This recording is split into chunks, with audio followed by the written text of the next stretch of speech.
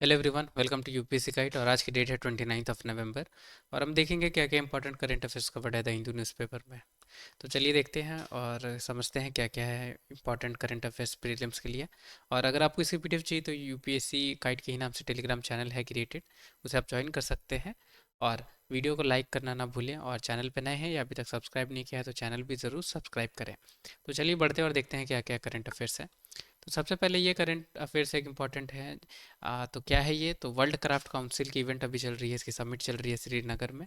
तो यहाँ पे यही सारी बात की गई है कि जो इंडियन जो क्राफ्ट है वो सेंट्रल एशिया में कितनी फेमस है। और इस जो इवेंट है वर्ल्ड क्राफ्ट काउंसिल, इसके वजह से जो कंट्रीज़ हैं वो एक साथ आती हैं और अपनी जो भी क्राफ्ट है उसे रिप्रेजेंट करती हैं। तो ये सारी चीज़ें की गई हैं इसमें बात। अब हम क्या देखेंगे? तो वर्ल्ड क्राफ्ट काउंसिल क्या है इसे देखेंगे, एशियन कंट्रीज़ कौन कौन है उसे देखेंगे, और एशियन कंट्रीज़ में जो इंपॉर्टेंट लीग्स है उसे देखेंगे। तो सबसे पहले तो वर्ल्ड क्राफ्ट काउंसिल के बारे में आपको समझना होगा। ये एक नॉन प्रॉफिट या नॉन गवर्नमेंटल ऑर्गेनाइजेशन है जिसे फाउंड किया गया है 1964 में। अब नाम है इसकी वर्ल्ड क्राफ्ट काउंसिल, ठीक है। तो काम क्या करेगी? तो प्रमोट करती है क्राफ्ट्स को, या भी जो क्राफ्ट रिलेटेड एक्टिविटीज़ हैं उसे ऑर्गेनाइज करती है, सेमिनार ऑर्गेनाइज करती है, कॉन्फ्रेंस वर्कशॉप्स या एग्जीबिशन, ये सब ये करती है ताकि जो भी क्राफ्ट्स हैं अलग अलग कंट्री की वो एक साथ रिप्रेजेंट की जा सके, और क्राफ्ट वाली चीज़ें हैं, राइट, उस एक्टिविटी को प्रमोट किया जा सके। अब ये ऑर्गेनाइजेशन यानी वर्ल्ड क्राफ्ट काउंसिल ये रजिस्टर्ड है बेल्जियम में एज अ इंटरनेशनल ऑर्गेनाइजेशन, ठीक है। और इसकी 5 रीजन्स हैं जिसे डिवाइड की गई है अलग अलग रीजन्स पे। इसकी जो ऑफिसेस हैं जैसे अफ्रीका में है, एशिया पैसिफिक में है, यूरोप में है, लैटिन अमेरिका में है, नॉर्थ अमेरिका में है, राइट। और वर्ल्ड क्राफ्ट काउंसिल ये एफिलेट मेंबर है यूनेस्को की, ये ध्यान में रखनी है। और हर 4 साल पे काउंसिल एक की जो मेंबर्स हैं वो मिलते हैं और अपनी जो क्राफ्ट्स हैं उसके बीच में कॉपरेशन या जो भी डिसीजन लेनी होती है वो लेते हैं। इंडिया मेंबर है वैसे वर्ल्ड क्राफ्ट काउंसिल की, ये आपको याद रखनी है। ज़्यादा से ज़्यादा यूपीएससी आपके आपसे क्या पूछेगी? कब फाउंड की गई थी, ठीक है, कहाँ पे ये रजिस्टर्ड है, यूनेस्को की ये पार्ट है या नहीं, ठीक है। और हर 3 साल में या 2 साल में मिलते हैं, ये आपसे पूछी जा सकती है। क्योंकि इंडिया बहुत बड़ी एक क्राफ्ट की सेंटर थी 18 19 सेंचुरी में, आपको पता होगा, राइट। 16 से लेकर 19 सेंचुरी तक बहुत ही इंपॉर्टेंट थी क्राफ्ट इंडिया के लिए। और वर्ल्ड वाइड ये बहुत फेमस थी, जिसकी वजह से अब हिस्ट्री पॉइंट ऑफ व्यू से ये क्राफ्ट काउंसिल इंपॉर्टेंट है देखा जाए तो द हिंदू में कवर्ड है, तो हो सकती है कि यूपीएससी आपसे पूछे, इसलिए इसे आपको याद रखना होगा। अब सेंट्रल एशियन कंट्रीज हम देखेंगे तो कजाकिस्तान है, किर्गिस्तान, तजाकिस्तान, तुर्कमेनिस्तान और उज्बेकिस्तान, ये कंट्रीज़ हैं जिसे सेंट्रल एशियन कंट्रीज़ कहा जाता है। अब हम मैप में देखेंगे और समझेंगे इसे। तो ये है central Asian countries, Kazakhstan, Uzbekistan, Turkmenistan और किर्गिस्तान और तजाकिस्तान, ठीक है। तो ये कंट्रीज़ हैं जिसे सेंट्रल एशियन कंट्रीज़ कहा जाता है।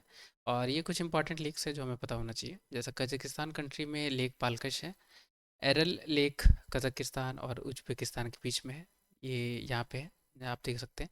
और सरगयमश लेक ये आप देख सकते हैं उज्बेकिस्तान और तुर्कमेनिस्तान के बीच में है। मैच द फॉलोइंग में आपसे आ सकती है लेक और उसकी लोकेशन, इसलिए ये आपको मैंने बताया। और ये आप देख सकते हैं, ये पर्टिकुलर कैस्पियन सी है, इसे हम देखेंगे क्योंकि कैस्पियन सी पे यूपीएससी ने एक बार क्वेश्चन पूछा हुआ था और ये स्टैटिक पार्ट है तो दोबारा भी रिपीट हो सकती है। तो ऐसी 5 कंट्रीज है जिससे बाउंड्री शेयर होती है कैस्पियन सी की।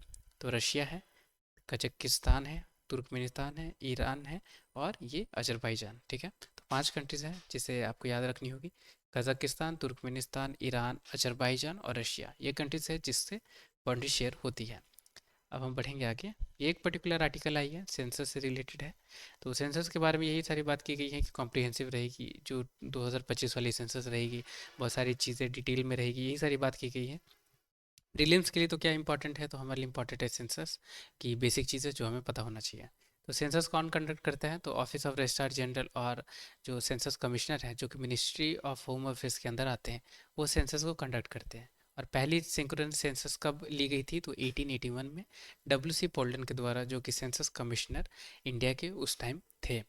और उसके बाद सेंसस आपको पता होगा कि हर 10 साल पे ये सेंसस कंडक्ट होती हैं, राइट। और 15 सेंसस थी इंडिया की जो कि 2011 में आई थी। तो 2011 वाली सेंसस 15 सेंसस थी, ये आपको याद में रखना होगा। सेंसस कैसे कंडक्ट होती है? तो 1948 की सेंसस ऑफ इंडिया एक्ट के तहत सेंसस को कंडक्ट किया जाता है। और एक बहुत इंपॉर्टेंट इसमें चीज़ मेंशन है कि जो सेंसस ऑफ इंडिया एक्ट है वो बाइंडिंग नहीं है यूनियन गवर्नमेंट पे कि कब उसे कंडक्ट करनी है, कब उसकी डेटा को रिलीज़ करनी है, राइट। ये सारी चीज़ें बाइंडिंग नहीं है, जिसकी वजह से अभी आप देख रहे होंगे कि 2022 में जो सेंसस होनी चाहिए, सॉरी 2021 में सेंसस होनी चाहिए थी, पर अभी तक ये सेंसस कंडक्ट नहीं हुई है। और अब 2025 की डेट रखी गई है, ईयर की डेट, कि उस टाइम उस ईयर में ये रिलीज़ होगी। तो इसीलिए ये बाइंडिंग नहीं है, ये आपको पता होना चाहिए।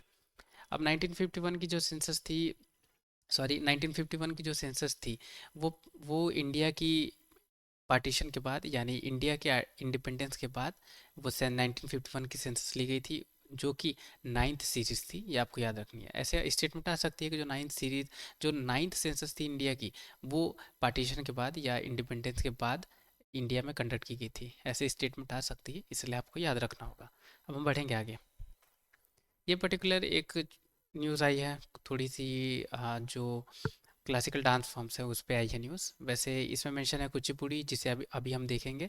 और इसमें ओडिसी और भरतनाट्यम के बारे में भी मेंशन है। तो ओडिसी भरतनाट्यम के बारे में ऑलरेडी हमने देखा हुआ है, राइट। और मोहिनीअट्टम भी मेंशन है, इसके बारे में भी ऑलरेडी हमने डिस्कस किया हुआ है। अभी हम डिस्कस करेंगे कुचिपुड़ी के बारे में। अभी इस न्यूज़ की वजह से आपको जितनी भी 8 क्लासिकल डांस फॉर्म्स हैं, वो नितिन सिंघानिया की आर्ट एंड कल्चर बुक से आपको कवर करनी होगी, क्योंकि क्वेश्चन पहले आई है इस पे। और अभी कुछ समय से क्लासिकल डांस फॉर्म्स पे भी न्यूज़ आ चुकी हैं, जैसे भरतनाट्यम हो, ओडिसी हो, राइट, मोहिनी नाट्यम हो। तो इसलिए आपको आर्ट एंड कल्चर में इसे कवर करना होगा। तो टोटल कितनी क्लासिकल डांस फॉर्म्स हैं? तो 8 क्लासिकल डांस फॉर्म्स हैं। भरतनाट्यम, कुचिपुड़ी, कथकली, मोहिनाट्टम, उड़ीसी, मणिपुरी, कथक और सतरिया। ठीक है। अब हम देखेंगे कुचिपुड़ी के बारे में। तो इसे परफॉर्म किया जाता था विलेज टू विलेज में, जिसे कुशलवास कहा जाता था। और कुचिपुड़ी की जो नेम है वो डिराइव की गई है, एक आंध्र प्रदेश में एक विलेज है जिसे कुशलवापुरी या कुचिलापुरी पुरम के नाम से जानते हैं, राइट। तो इसी के नेम से कुचिपुड़ी डांस फॉर्म की नेम डिराइव्ड हुई है। अब जो स्टोरीज होती हैं, जो थीम रहती है, वो भागवतपुरम पूर्णा से ही रिलेटेड होती हैं, ये आपको याद रखनी है। और ये डांसर्स को भागवत वथुलास भी कहा जाता है, भगवत थुलास भी कहा जाता है, ये आपको याद रखनी होगी। और ये जो डांस है, ये कुचिपुड़ी, ये बहुत ही फेमस हो गई थी, बहुत ज़्यादा। किसके समय? तो विजयनगर एम्पायर और गोलकोंडा रूलर्स के द्वारा, ठीक है। इसे बहुत ही पैट्रनाइज किया गया था, ये आपको याद रखनी है। विजयनगरा और गोलकोंडा रूलर्स के टाइम। कुछ इम्पोर्टेंट इसकी जो डांसर्स हैं वो यहाँ पे हैं। बाला सरस्वती और रागनी देवी, ये बहुत इंपॉर्टेंट डांसर्स हैं, जिन्होंने बहुत ही कुचिपुड़ी को प्रमोट किया है, ठीक है, और रिप्रेजेंट किया है कुचिपुड़ी डांस फॉर्म्स को। वैसे नेम्स पे भी कभी कभी आ जाती है, ठीक है, एक जनरल स्टेटमेंट में इन्होंने इसे प्रमोट किया था अपने टाइम में, तो वैसे स्टेटमेंट आ सकती है, इसलिए आपको याद रखना होगा। और जो कुचिपुड़ी है वो कुछ भागवत पुराण वाली पूर्णा वाली जो स्टोरीज हैं उस पर बेस्ड रहती है, और कुछ सेकुलर थीम पे भी रहती है, ये आपको याद रखना होगा। और इसमें श्रृंगारा रास को बहुत ही ज़्यादा वैल्यू दिया जाता है, और लक्ष्य और तांडव एलिमेंट्स जो होती हैं एक डांस फॉर्म की, इसमें बहुत वो इम्पोर्टेंट मायने रखती है, ठीक है। अब हम और चीज़ें देखेंगे इसके बारे में।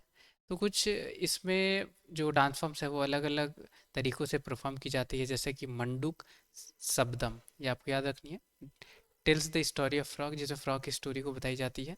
फिर तरंगम, जिसमें जो डांसर्स रहते हैं वो परफॉर्म करते हैं, एक ब्रास की प्लेट रहती है उसकी एज पे ऐसे खड़े होके। आप चाहें तो इसे ज़रूर गूगल करके देखें, सॉरी गूगल नहीं, यूट्यूब पे देखें, बहुत इंपॉर्टेंट और बहुत ही यूनिक ये डांस फॉर्म है, ठीक है। फिर एक चलचित्र नृत्यम, ये भी बहुत इंपॉर्टेंट है। इसमें क्या करती हैं कि वीमेंस जो रहती हैं वो अपनी टोज रहती हैं, राइट, लेग फीट की, उससे क्या करती हैं, डांस करते करते पिक्चर को ड्रा करती हैं। तो ये तरंगम और जल चित्रा नृत्यम, ये आप ज़रूर यूट्यूब पे देखें, बहुत ही यूनिक टाइप की ये दोनों डांसेस हैं, ठीक है। अब कुचिपुड़ी को कर्नाटिक जो म्यूज़िक है, राइट, कर्नाटिक और हिंदुस्तानी म्यूज़िक है इंडिया में, ये दो बहुत इंपॉर्टेंट म्यूज़िक है, राइट। तो कर्नाटिक म्यूज़िक में इसे परफॉर्म किया जाता है, और वायलिन और मृदंगम के साथ इसे अकम्प्लिश किया जाता है, ठीक है, इसके साथ इसे परफॉर्म किया जाता है। तो ये थी सारी जानकारी कुचिपुड़ी, सॉरी कुचिपुड़ी के बारे में, ठीक है। अब हम बढ़ेंगे आगे।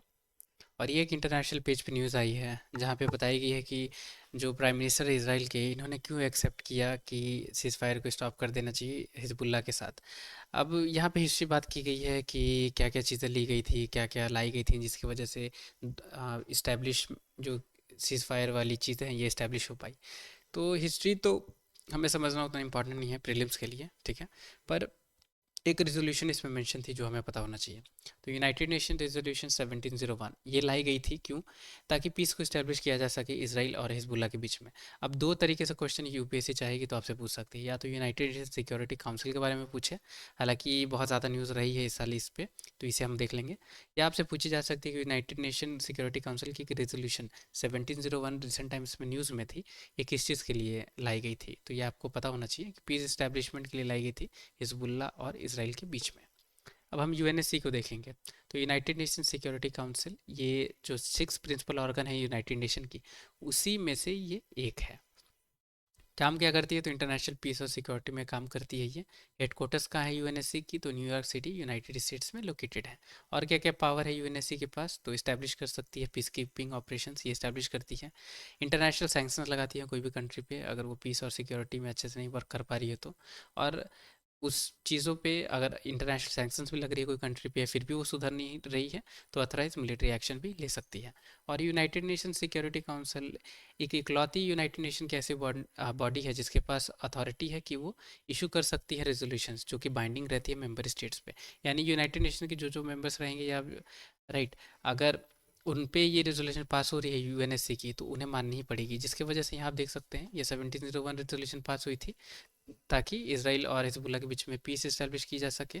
और इस रिजोल्यूशन की वजह से हालांकि बहुत समय तक जो पीस थी वो मेंटेन भी रखी गई थी, पर अभी दोबारा से ऐसी हो गई, ठीक है। तो ये सारी रेफरेंस में बात की गई थी ये न्यूज़ में, तो वो तो खैर अलग बात है। अभी आपको ये समझना होगा कि रेजोल्यूशन बाइंडिंग रहती है।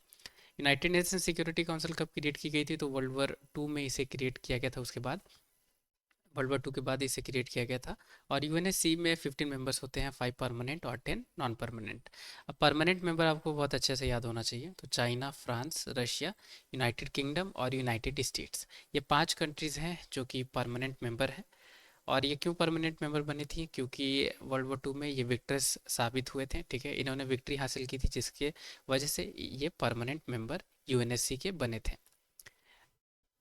अब 10 इसमें नॉन परमानेंट मेंबर्स होते हैं जो कि United nation general assembly UNGA के द्वारा इलेक्ट किए जाते हैं हर 2 ईयर टर्म्स के लिए। और ये बहुत इंपॉर्टेंट एक इंफॉर्मेशन है जो हमें पता होना चाहिए कि 2022 में 2021 से 22 टर्म के लिए इंडिया को 8th टाइम इलेक्ट किया गया था as a non permanent member. तो यहाँ से आप समझ ही सकते हैं कि इंडिया नॉन परमानेंट मेंबर है, इंडिया परमानेंट मेंबर नहीं है।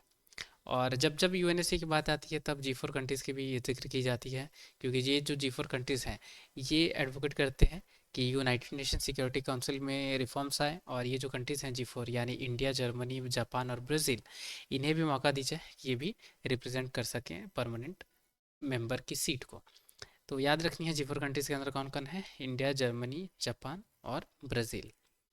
और ये एक इंटरनेशनल पेज पे न्यूज़ आई है जहाँ पे बात की गई है कि ईरान कंट्री ने जो न्यूक्लियर टॉक्स थी उसे अभी रोक दी है। क्यों रोक दी है? क्योंकि यूनाइटेड नेशन की जो एटॉमिक वॉचडॉग है, एक बॉडी है जिसे हम इंटरनेशनल एटॉमिक एनर्जी एजेंसी के नाम से जानते हैं, राइट, उन्होंने पॉइंट आउट किया कि ईरान अभी भी यूरेनियम इनरिचमेंट की प्रोसेस को कर ही रही है, जिसकी वजह से ईरान को ख़राब लगा और ईरान ने अभी ये टॉक्स को होल्ड कर दिया है। अब इम्पॉर्टेंट हमारे लिए क्या है? तो IAEA है, ठीक है, international atomic energy agency important है क्योंकि इस ईरान कंट्री की वजह से दूसरी चीज़ की जो ऑर्गेनाइजेशन वगैरह हैं, बॉडीज़ हैं, इंटरनेशनल बॉडी, उसके बारे में यूपीएससी क्वेश्चन भी पूछती है, राइट। तो एटॉमिक एनर्जी एजेंसी ये क्या है? तो इंटर गवर्नमेंटल ऑर्गेनाइजेशन है। काम क्या करती है? तो पीसफुल यूज़ जो न्यूक्लियर एनर्जी है उसकी ये प्रमोट करती है और रोकती है कि जो भी न्यूक्लियर एनर्जी है वो मिलिट्री पर्पस से या न्यूक्लियर वेपन्स के लिए यूज़ ना किया जाए। इस्टेब्लिश कब हुई है IAEA? तो 1957 में। और ये ऑटोनॉमस ऑर्गेनाइजेशन है यूनाइटेड नेशन सिस्टम के अंदर, ये आपको याद रखना होगा। और हेडक्वार्टर्स कहाँ लोकेटेड है IAEA की? तो ये लोकेटेड है वियना, ऑस्ट्रिया में। ये ऑर्गेनाइजेशन रिपोर्ट करती है यूनाइटेड नेशन जनरल असेंबली को और यूनाइटेड नेशन सिक्योरिटी काउंसिल को भी, ठीक है, ये आपको याद रखना होगा। इंडिया मेंबर है इंटरनेशनल एटॉमिक एनर्जी एजेंसी की, ये आप याद रखें। इस मैप में चीज़ें क्लियर और हो जाएंगी। तो ये ग्रीन से जितनी भी कंट्री रिप्रेजेंट की गई हैं ये मेंबर हैं आई ए की, ए ई ए की, ठीक है। तो यहाँ देख सकते हैं China, Russia, United state, India, Pakistan, Iran, ये सब, ऑस्ट्रेलिया वगैरह हो गई, ये सारी कंट्रीज़ मेंबर हैं। जबकि एक ही कंट्रीज़ है जो ऑरेंज कलर में रिप्रेजेंट की गई है, तो ये है नॉर्थ कोरिया, जिन्होंने अपनी मेंबरशिप विड्रॉ कर ली है इससे। एक ही कंट्री है, इसलिए याद रखनी है, क्योंकि ये ऐसी स्टेटमेंट आ भी सकती है। ठीक है, तो ये आप देख सकते हैं। तो यही थी सारी जानकारी द हिंदू न्यूज़पेपर में कवर्ड। वीडियो ज़रूर लाइक करें अगर आपके लिए यूज़फुल रही हो तो, और मिलते हैं कल की न्यूज़ डिस्कशन में। टिल द टाइम के लिए take care, have a great day ahead.